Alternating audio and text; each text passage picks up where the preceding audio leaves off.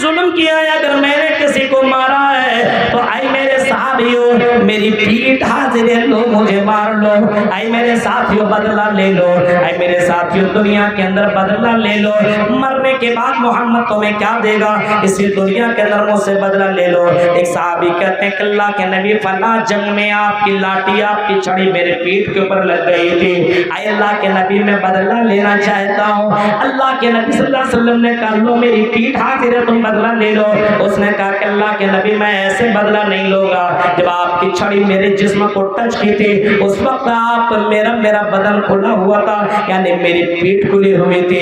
اللہ کے نبی نے اپنی پیٹھ کھول دی اور فرمایا لو بدلہ لے لو. وہ صحابی پیچھے سے آیا اور آپ کو اپنے گلے سے لگا لیا اور لگاتے رکھا, اور آپ نے کہا, اس صحابی نے کہا فدا کا بی و امی, میرے ماں باپ آپ کے اوپر فدا ہوں. اے اللہ کے نبی آپ سے کوئی بدلہ لے گا یہ کیسے ہو سکتا ہے؟ اللہ کے نبی آپ کا یہ مہر جو آپ کے پر لگا ہوا ہے اس کو میں چھونے کی کوشش کر رہا تھا, میں کوئی بہانہ ڈھونڈ رہا تھا کہ اللہ کے نبی آپ کے جسم سے میرا جسم ٹچ ہو جائے. اے اللہ کے نبی آپ کے جسم سے میرا جسم اگر ٹچ ہو جائے تو ہو سکتا ہے اللہ تعالیٰ اس کی وجہ سے مجھے جنت الفردوس کے اندر جگہ دے دے. میرے پیارے ساتھیوں غور کرو, تصور کرو, یہاں ہمیں اس بات کے اوپر دھیان دینا چاہیے کہ اللہ کے نبی صلی اللہ علیہ وسلم یہ بھی اعلان کر رہے ہیں اگر میں نے کسی کے اوپر ظلم کر لیا تو دنیا ہی کے اندر بدلہ لے لو, مرنے کے بعد قیامت کے دن ہم سے بدلہ کی امید نہ رکھنا, وہاں پہ میرے پاس پتہ نہیں کیا معاملہ ہوگا. اسی وجہ سے اللہ کے نبی صلی اللہ علیہ وسلم اپنی زندگی میں دعا مانگا کرتے تھے, اللہم حاسبنی حسابا یسیرا, اے اللہ قیامت کے دن میرا حساب آسان کرنا. پتہ یہ چلا مرنے کے بعد انسان کو دوسری زندگی ملے گی اور اپنے قبروں سے اٹھایا جائے گا اور اسی زمین کے اندر, اسی زمین کے اوپر میدان محشر قائم کی جائے گی. تحشر الناس یوم القیامہ حفاۃ عراۃ غرلا تحشرون. اللہ کے نبی صلی اللہ علیہ وسلم فرماتے ہیں تم لوگوں کو میدان محشر میں جمع کیا جائے گا اور میدان محشر میں لوگ آئیں گے تو پیدل آئیں گے. اللہ کے نبی فرماتے ہیں کچھ لوگ ایسے آئیں گے جس کے جسم میں کوئی کپڑا نہ ہوگا اور پیر کے اندر جوتا چپل بھی نہ ہوگا اور بغیر ختنہ کیے ہوئے میدان محشر میں سارے کے سارے جمع ہوں گے. حضرت عائشہ کہتی اللہ کے نبی قلت یا رسول اللہ, اے اللہ کے نبی یہ بتائیے الرجال والنساء ينظر بعضهم الى بعض, کیا مرد اور عورت ایک دوسرے کو دیکھیں گے؟ اے اللہ کے نبی مرد اور عورت ایک دوسرے کو دیکھیں گے تو مرد اور عورت جب ایک دوسرے کو دیکھیں گے تو عورتوں کی حالت بہت ہی عجیب و غریب ہوگی, مارے شرم کے تو بے ہوش ہو جائیں گی. اللہ کے نبی نے فرمایا عائشہ ایسی بات نہیں ہے, الامر اشد من ان ينظر بعضهم الى بعض.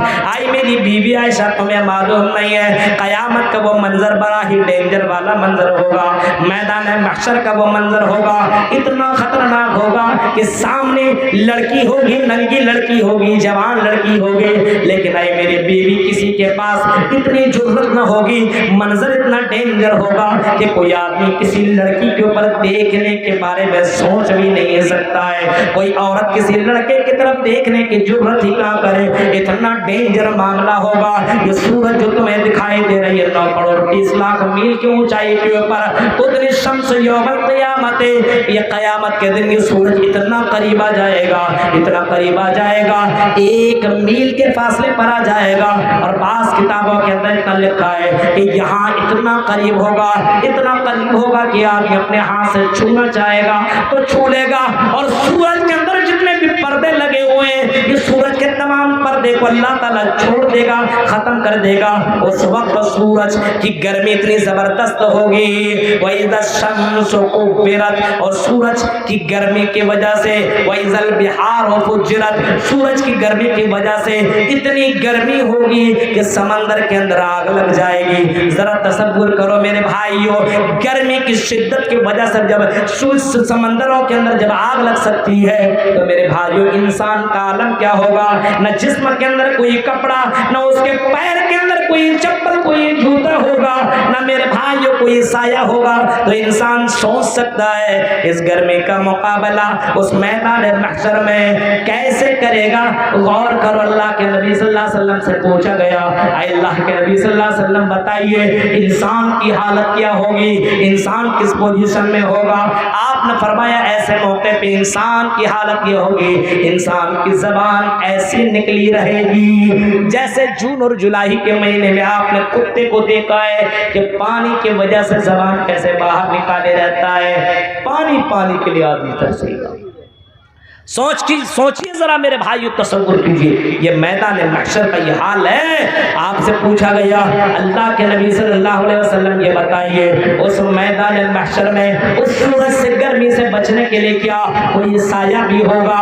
اللہ کے نبی نے فرمایا ہاں, ایک سایہ ایسا ہوگا جس کو اللہ تبارک و تعالی خاص خاص بندوں کو عطا کرے گا, خاص خاص بندوں کو دے گا, خاص خاص اپنے بندوں کو اور بھکتوں کو اللہ تعالیٰ عطا کرے گا.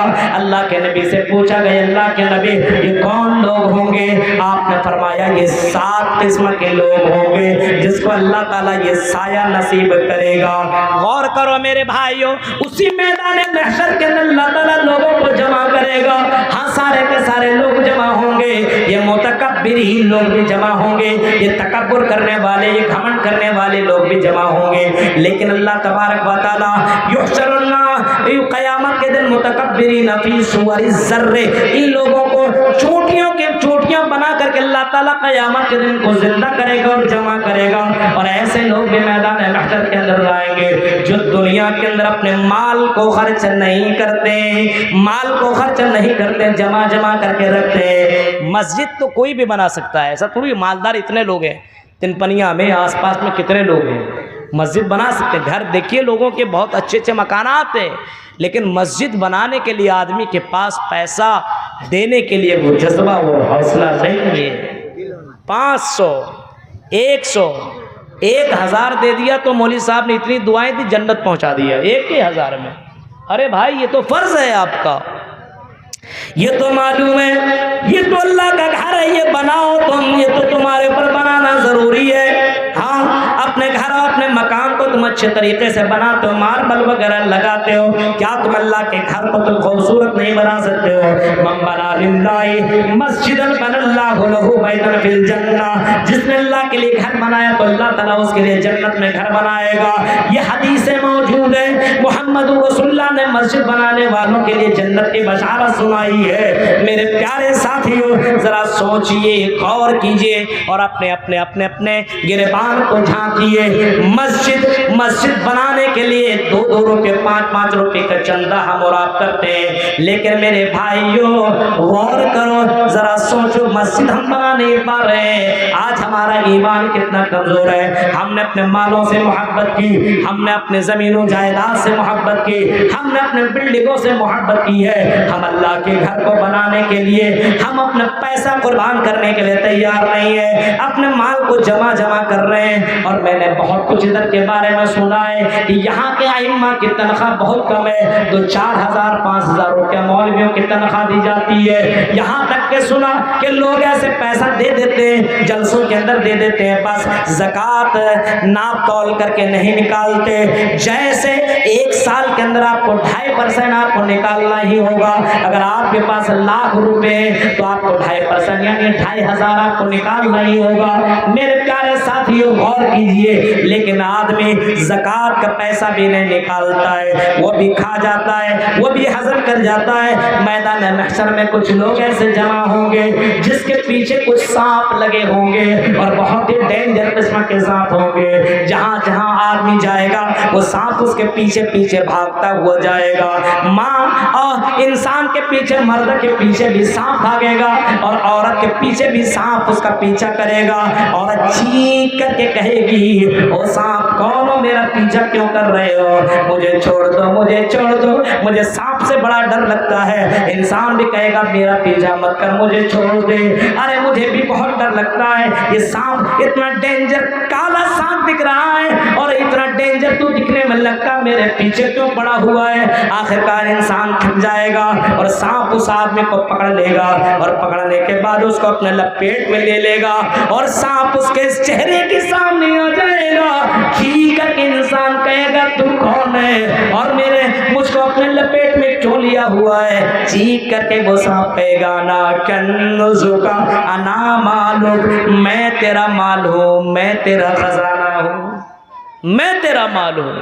جس کو تم نے تجوریوں میں بند کیا تھا, بینک بیلنس کر کے جمع کیا تھا, وہ مال ہوں.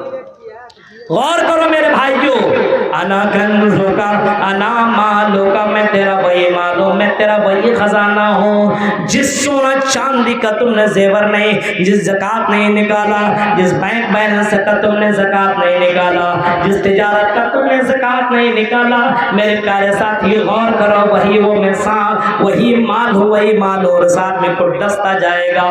تصور کرو میدان محشر میں کچھ لوگ ایسے بھی آئیں گے, کچھ لوگ ایسے بھی آئیں گے میرے پیارے ساتھیوں, جو دنیا کے اندر میرے بھائیوں بھی نمازی ہوں گے, اس کو بھی قیامت کے دن لایا جائے گا. دنیا کے اندر میدان محشر میں ایسے لوگ کو بھی لایا جائے گا, جو دنیا کے اندر غلط کام کرنے والے ہوں گے اس کو بھی لایا جائے گا. یعنی میدان محشر میں سارے کے سارے لوگوں کو جمع کیا جائے گا. اور اللہ کے نبی صلی اللہ علیہ وسلم نے اس میدان محشر کا منظر اس انداز میں کھینچا ہے. اللہ تعالیٰ خود بیان کرتا ہے وَنَحْشُرُهُمْ يَوْمَ الْقِيَامَةِ أَعْمَىٰ, کل قیامت کے دن ہم کچھ لوگوں کو اندھا بنا کر کے اٹھائیں گے, کچھ لوگوں کو ایسے ہوں گے جس کو ہم اندھا بنا کر کے اٹھائیں گے.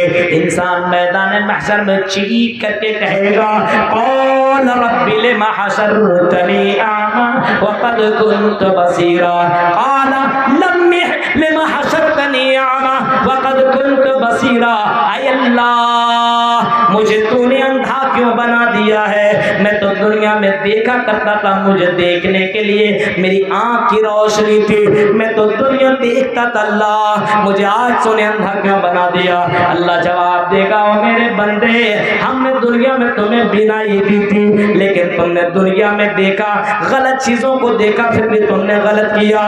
تم نے قرآن و حدیث کو دیکھا, پڑھا, سنا, پھر بھی تم نے غلط کیا. اسی وجہ سے ہم نے تمہیں اندھا بنا دیا ہے. ہم نے ہماری آیتوں کو تم نے دنیا میں جھٹلایا, ہمیں بھول گئے, اسی وجہ سے آج بھی ہم تم کو ایسے ہی چھوڑ دیتے.